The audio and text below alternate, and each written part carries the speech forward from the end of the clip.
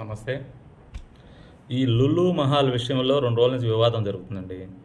ఏదో పవన్ కళ్యాణ్ గారు మా నాయకుడు ఏదో అడిగారని నేను మాట్లాడడం లేదు కానీ, నాకున్న పరిజ్ఞానంతో నేను మాట్లాడుతున్నా. వాళ్ళు పెట్టే మాల్సు, ఈ డీమార్ట్స్, రిలయన్స్ మార్ట్సు, ఈ చిన్న చిన్న సూపర్ మార్కెట్స్ అంతకు మించి ఇంకేం పెద్ద ఏం బెటరని అనుకుంటున్నారు జనాలు. లేకపోతే 1, 2 సినిమా హాల్ కడతారేమో దాంట్లో. అదే నిజమైతే వాళ్ళకి 13 ఎకరాలు, 7 ఎకరాలు, 10 ఎకరాలు దేనికి వాళ్ళకి అంటగట్టడం? వాడికి అవసరమైతే వాడే ఒక 2 ఎకరాలు కొనుక్కొని వాడు దాంట్లో పెట్టుకుంటాడు. ఇప్పుడు డీమార్ట్స్ ఇవన్నీ పెట్టుండే ఎన్ని ఎకరాల్లో పెట్టున్నాయి? మహా అంటే ఎకరం ఉంటుందేమో, ఎక్కువ అంటే పార్కింగ్తో కూడా కలుపుకొని.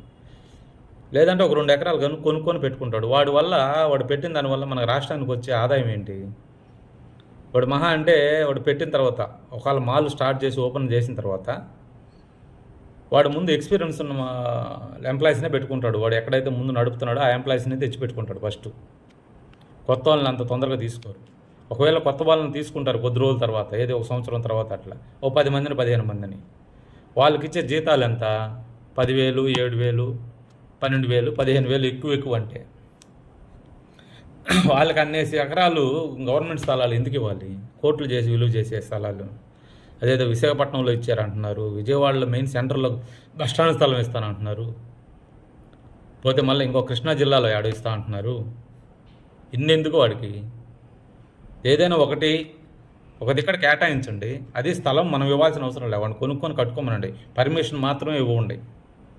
గవర్నమెంట్ తరపున మనం ఏం పర్మిషన్ ఇవ్వాలో వాడికి త్వరగా ఇవ్వండి, అంతే. కండిషన్లు ఎక్కువ పెట్టుకోండి.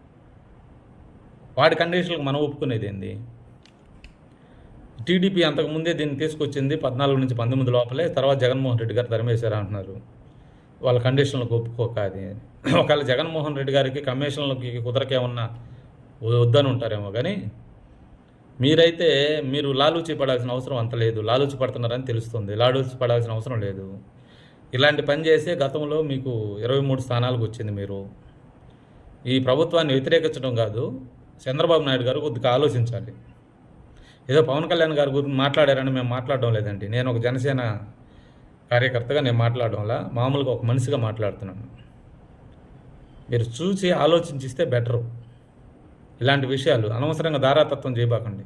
మనకి రావాల్సిన పెద్ద పెద్ద కంపెనీలు వస్తున్నాయి, వాళ్ళకి ఇవ్వండి. మనకి రాయితీలు, మన వాళ్ళకి అన్ని ఉద్యోగాలు వస్తున్నాయి, అవన్నీ పెట్టుకొని కండిషన్ పెట్టుకొని అట్టాటి వాళ్ళకి ఇచ్చిన ఉపయోగం. కానీ ఈ చిన్న వాళ్ళకి ఇచ్చి ఎందుకు పరువు పోగొట్టేది? ప్రజాధనాన్ని వేస్ట్ చేసేది, ప్రజా స్థలాలన్నీ అనవసరంగా వాళ్ళకి అంటగట్టేది. వాడు ఈరోజు ఏదేదో చెప్పి వస్తాడు, రేపు మన నెత్తిన కూర్చుంటాడు వాడు. దయచేసి అర్థం చేసుకోండి ప్లీజ్.